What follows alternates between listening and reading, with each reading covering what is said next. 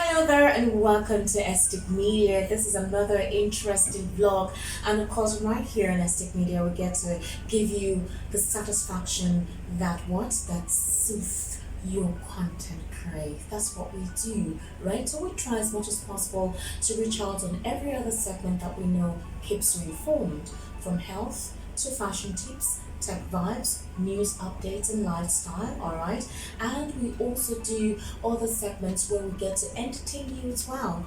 Right now is a special interview segment where we get to talk about topical issues. You can also check out the spoken word segment. You can also read some of the stories and some of the contents that we have there on the front page of the website. There's a lot that we give you right here in EstiQ Media. And remember that if there are other issues as well that you know you can recommend to us, why don't you just do that? Send us a message on www.estiqmedia.com. And when I'm talking about issues, I'm talking about if you have documents, published works, and you need an audio recording of it, all you need to do is just send us a message and we'll definitely attend to you. The conversation will be had right on there and we'll attend to you. And it's quite an interesting segment today. Do you know why I said it's interesting? It's the irony of the situation that we'll be talking about right here on the website. My name is Esther Machuku, as you all know, and I have with me Mr. Elvis Ehimihele. Mr. Elvis, welcome to EstiQ Media. Good afternoon, Thank you. Okay, so Mr. Elvis is a social commentator, a public affairs analyst, and he is also the founder of LV Communications. He's had over 2 decades of practice in journalism, and that means that wherever it is his perspective is coming from, you can trust the source, meaning that the information he'll be giving us is actually verifiable and factual. We're trying to look at the story today that just broke out. Today's the 3rd of August 2022, and apparently something happened. So, marauding bandits and terrorists on Tuesday night, which was yesterday, opened fire at the convoy of the Assistant Inspector General of Police in charge of Zone 12 Bauchi, AIG Audu Adamu Madaki, inflicting gunshot wounds on his leg. The bandits also killed the orderly of the AIG during the attack, while several of the AIG's convoy reportedly sustained gunshot wounds. Sources who confirmed the ambush attack told this particular online newspaper, The Vanguard, that AIG Madaki was on his way to Abuja to attend the security meeting of zonal AIGs and command commissioners of police summoned by IGP Usman Alkali to deliberate on the current security challenges plaguing the nation. The ambush attack was said to have taken place at about 2:30 p.m. at Badade Zangidi area, which is a forest stretch linking Bauchi and Plateau states. In the meantime, the IGP Alkali Baba has said that he directed the immediate commencement of a special visibility policing operation across all commands in the country as part of major operational initiative to stabilize the internal security challenges. Now, it is actually ironical that the situation happened when this AIG was going for a security meeting to address the bedeviling consistent spate of insecurity going on across that region. And he was attacked by the very same situation he was trying to address, or be part of a committee of people who will be addressing these issues and forming strategies to curtail it. Mr. Elvis, when I said it was ironical is that this trend is kind of funny. When I say funny, it's a depressing situation actually. It is actually depressing. But the IIG was going for a committee meeting. It was a strategic meeting to discuss how the security situation could be curbed, how they could re-strategize and ensure that they do not have these bandits brazenly attacking people. And they were attacked by the very same thing they were going to address. What do we say to that? It's ironical, like you said. And my fear is if those that are going to talk of how to learn strategies on how to curb this insecurity are being attacked on their way to such meetings, who secures you and I? That's the big question. Daylight. This is not in the night. With convoy, they are bold enough to come to the road and attack an IG an AIG in charge of Zone 12 who has commissioners under him, more than one commissioner of police under him. Then think of now the ordinary man on the streets. They said the orderly of the AIG was killed in this attack, and the AIG is injured and is somewhere in the hospital, going for a security meeting where the matter of 200 million plus Nigerians are going to be discussed on how to form security towards this man. But on his way, he was attacked. I think this should play up the seriousness that this insecurity in this nation actually has gotten to. I expect now that the Nigerian police force should swing into a more deadly action. In fact, there is now this breaking information from the Punch online, which says that the Senate meets with security chiefs. I think this could be part of the icing on the cake that could have brought for the security meeting. These meetings we have been, we hearing of these meetings, even the president's meeting with them. They keep on telling us that, new strategies are coming out and all that. But now, this thing is grinding into their own doorstep now. Somebody going for this meeting, one of their colleagues is attacked now while the meeting is supposed to be on, but one of their colleagues on his way for the meeting was attacked. So I think the IG should not hide issues now. They should be able to tell the federal government of Nigeria where and what they need to shore up the operational services of the Nigerian police. Because like I said, I say, police need better recruitment. Yes. They need better remuneration. They need better welfare, and they also need better monitoring. I discovered that there was a video online when the man was collecting extorting Nigerians on the road, and he was saying even the IGs are weird. Very brazenly. He was dictating the amount of money. And saying if I want to collect, are those supposed to be in Nigerian police force? Will these ones out recruit responsible and genuine Nigerians who are ready to fight this cause? Because this is a very serious cause. It's not the policeman on the road now that is going to fight this cause. This cause is intelligent fighting now. That's what we should be talking about. Not waving AK-47 and marching roadblocks. That's what we should be talking about now. Because information leaked to these people that this man is on his way to Abuja. Sure. So they have bad eggs that are leaking out their information to the bandits. They should first of all look inward. How do we purge out these bad eggs? Who are these bad eggs? If they are not benefiting from this bandit, they will not be revealing the information of the so-called organization they represent to the bandits. Which means that they are benefiting more from the bandits and even the organization they represent. This is why I'm talking about their welfare and their remuneration. Okay, hear this. To corroborate what you just said, one of the released hostages of Kaduna Abuja train attack, Professor Mustafa Umar Imam, has said that the terrorists that abducted them on March 28 are organized and have spies all over the country. Imam, one of the 5 freed victims, spoke on a video broadcast by a television station on Wednesday morning, adding that the bandits deliberated and planned the attacks they would launch and succeed. He also said the abductors talked about classified information about the country, which confirmed that they had Moes working for them across the nation. I read this out because, just like Mr. Elvis just stated, that the kind of brazenness that these terrorists have to expedite most of these crises and conflicts obviously comes from a place of authority, where we do not know. And now, this imam that was released has also corroborated the statement he made. It means that there are persons giving them strategic information about the welfare of the nation and ideas and plans that they have to curtail their excesses. So they are already 2 steps ahead of whatever plans the military or any other security formation is planning. It's a serious matter because the former president said Boko Haram has infiltrated his government. We thought he was joking. We are seeing so much of it now. Every plan by the federal government is deflated by these guys.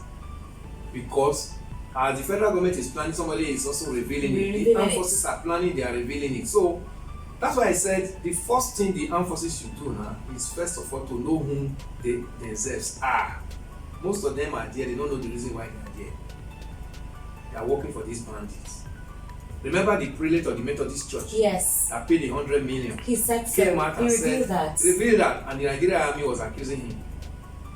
From what is happening now, the ambush against the presidential guard last 2 weeks, and what this one that just happened now, are you going to say now that the prelate was telling lies? In fact, General Irabo at some point disclosed that there are mobs in the Nigerian military at a time when he organized a press conference. So much. These people should be flushed out. The army should be well equipped. I don't know where our Tucano jet that billions of dollars was sunk into, where they are. The purpose was supposed to fight this insurgency. We don't know what they are doing with it.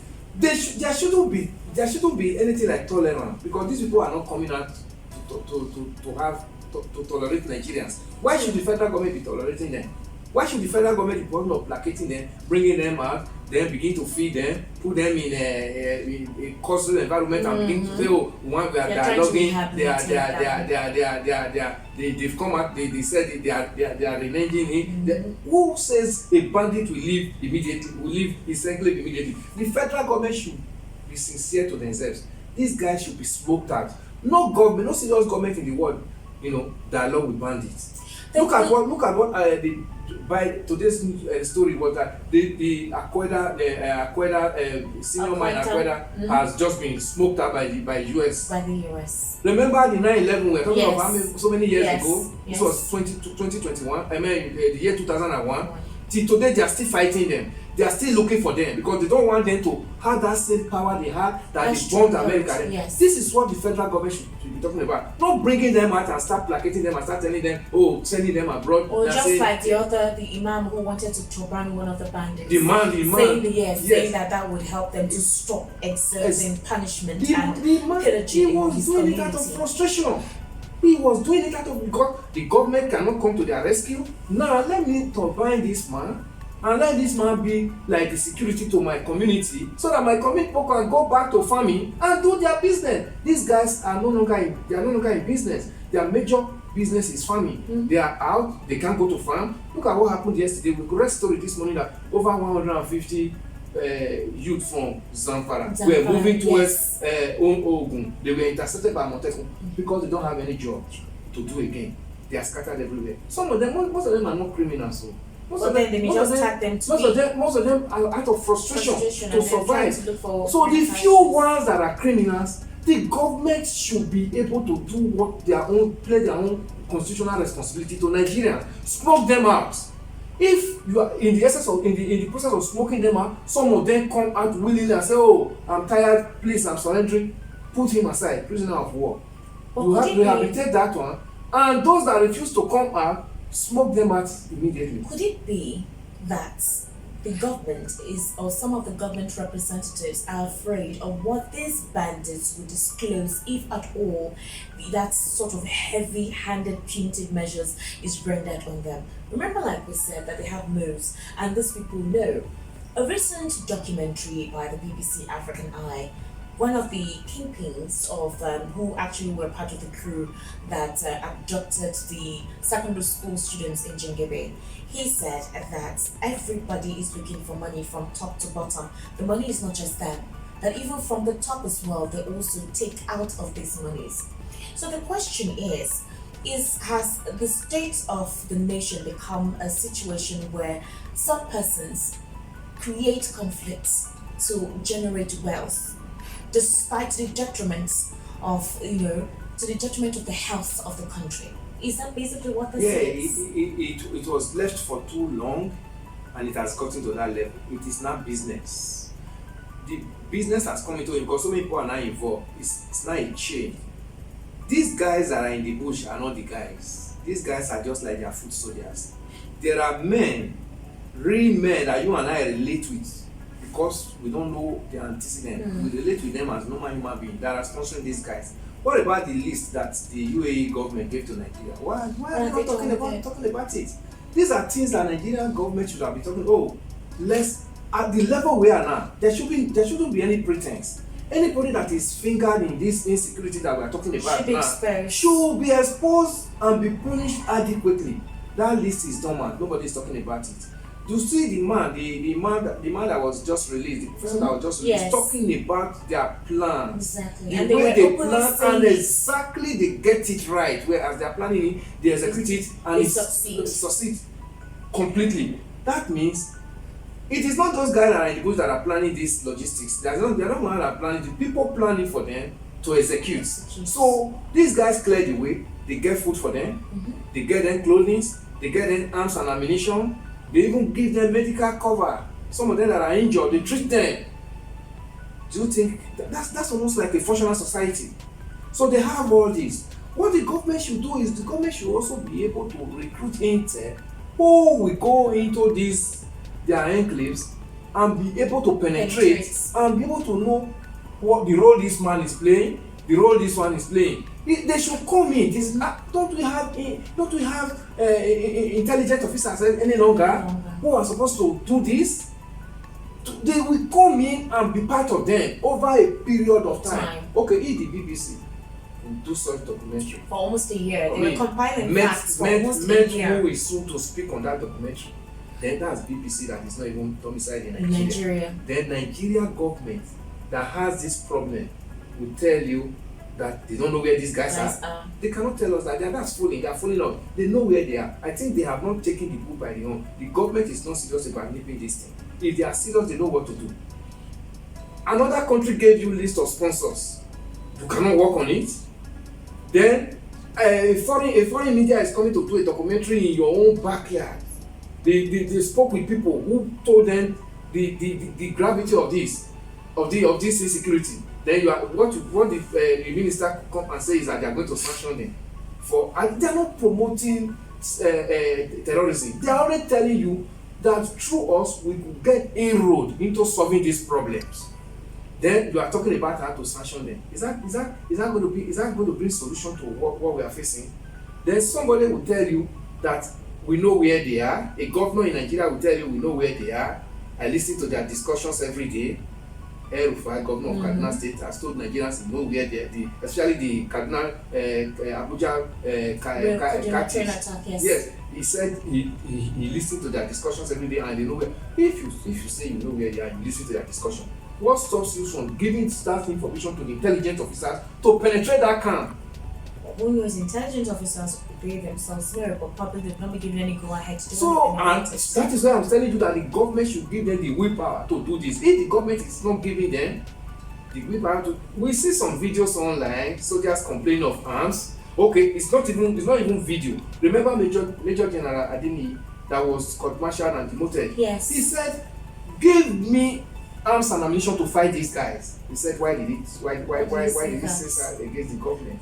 Which means the government is hiding something that they have not told Nigerians. Because it's getting to the government bedroom. They have threatened that they are going to kidnap the president and kidnap governors. And the president said he's not actually aware of that. It is now the president said he's not aware. The president's presidential guard were attacked. Some officers were killed in the presidential guard.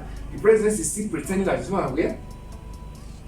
All right, Mr. Elvis. Until they pull his head off from the pillow. we pray that does not happen. Mr. Elvis, thank you so much for your insight. Like I told you, Mr. Elvis is a wealth of intelligence. With over 20 decades being part of this industry, I think Mr. Elvis' perspective to these issues are definitely worth thinking about. But the question I would like to ask all of us is that at the current state that the Nigerian government is, or we as Nigerians, the current state we are we happy about it? This is not about those in the north. I'm not part of those in the north. It's no longer affecting me. It's coming to your very doorstep. And now it seems like we no longer have a proper military architecture to take care of us. It feels like we do not even have the right personnel to handle these issues. Things have gone out of hand, and now everybody wants to benefit from this culture of pillaging, banditry, kidnapping, siphoning. It's a terrible state that the Nigerian government has gotten into. Now, it is not only our insecurity that is affected, the agricultural system is also affected. Our economy is failing. The naira has fallen further. It's a depreciating factor when we analyze these issues and the challenges. But we have talked about it on and on. Media agencies and media professionals have tried to set up an agenda in which we can inform, educate, but at the same time, who are the persons to ensure that things are done the right way? Who will educate and let these persons understand why they need to be propelled to move into action? On EstiQ Media, this is a question we're asking today. So, what is the advice? Even if you protect yourself, do you have the sophistication that these armed persons have? Do you have the dexterity and the resilience to fight back when they come in their droves? It's a consistent situation and we need to do something as soon as possible. That brings me to saying that the 2023 elections coming up is when you decide the kind of government that would help us erode the nation from these people who are trying to sink us. We're a united country, regardless of our multi-ethnicity and diverse religious beliefs. It is the very entity that brings us together. So in 2023, make sure you vote right. Do not let your votes be bought. Go register for your PVCs if you have not registered. And if you have your PVC, please do come out and vote. You do not get the kind of government that you want if you sit at home and mumble and complain. Active participation in governance is what will guarantee you the kind of administration that will lead your future in the right direction. Esther Machuku here, signing out.